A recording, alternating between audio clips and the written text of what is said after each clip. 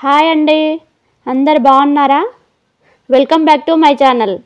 ఈరోజు మనం టేస్టీగా పర్ఫెక్ట్గా రెస్టారెంట్ స్టైల్లో వెజిటబుల్ బిర్యానీని మన ఇంట్లోనే ఎలా చేయాలో ఈ వీడియోలో చూద్దాం.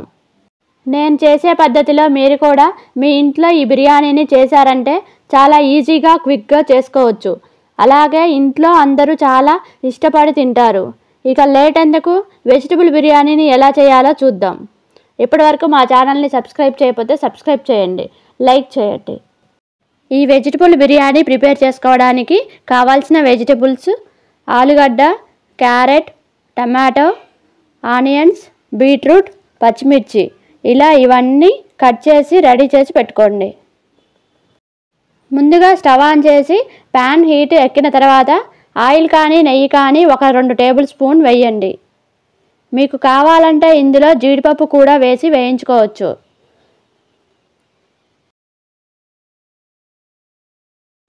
ఆయిల్ కొద్దిగా హీట్ ఎక్కిన తర్వాత ముందుగా కట్ చేసి పెట్టుకున్నటువంటి ఒక ఆనియన్ని వేయండి. ఆనియన్ లైట్గా ఫ్రై అయ్యే వరకు వేయించండి.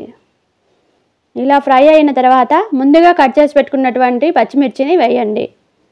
మీకు కావాలనుకుంటే కొద్దిగా పచ్చి బఠానీని, మీల్ మేకర్ని నానబెట్టి ఇందులో వేసుకోవచ్చు.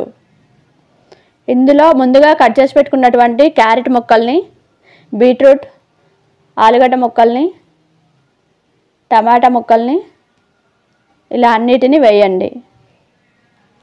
ఇలా వేసుకున్న తర్వాత చెక్క, లవంగాలు, యాలక్కాయలు, జాపత్రి, జాజికాయ, మరాఠీ మొగ్గ, బిర్యానీ ఆకు, అనాస పువ్వు, సాజీరా, రాతి పువ్వు ఇవన్నీ ముందుగా ఆయిల్లో అయినా ఫ్రై చేసి పెట్టుకోవచ్చు, లేదా ఆలుగడ్డ ముక్కలు ఉడికేటప్పుడు అయినా వేసుకోవచ్చు. ఆయిల్లో వేసి ఫ్రై చేస్తే మాడిపోతాయి అనుకునేవారు ఇలా మొక్కలు ఉడికే టైంలోనైనా వేసుకోవచ్చు. ఇలా వేసిన తర్వాత అంతా ఒకసారి కలుపుకొని ఒక 2 నిమిషాల పాటు ఉడకనివ్వండి.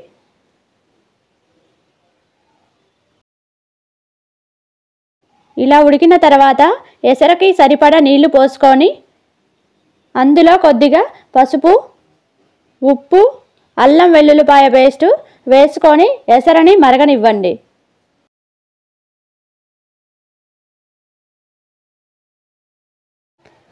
ఈ వెజిటబుల్ బిర్యానీని నార్మల్ రైస్తో కానీ బాస్మతి రైస్తో కానీ చేసుకోవచ్చు.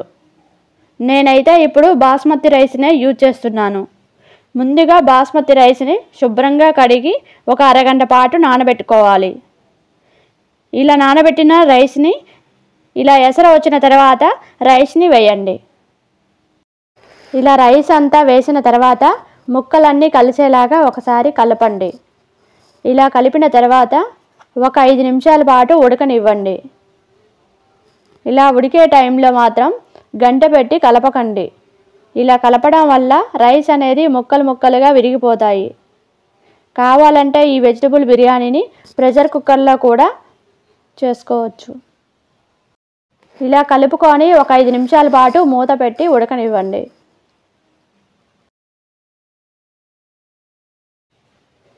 ఇలా ఉడికిన తర్వాత ఇందులో కొద్దిగా డాల్డా కానీ నెయ్యి కానీ వేసుకోండి.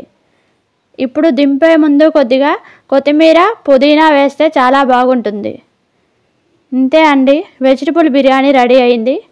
మీరు కూడా మీ ఇంట్లో ట్రై చేసి ఎలా వచ్చిందో కామెంట్ బాక్స్లో కామెంట్ చేయండి. ఇప్పటివరకు మా ఛానల్ని సబ్స్క్రైబ్ చేయకపోతే సబ్స్క్రైబ్ చేయండి.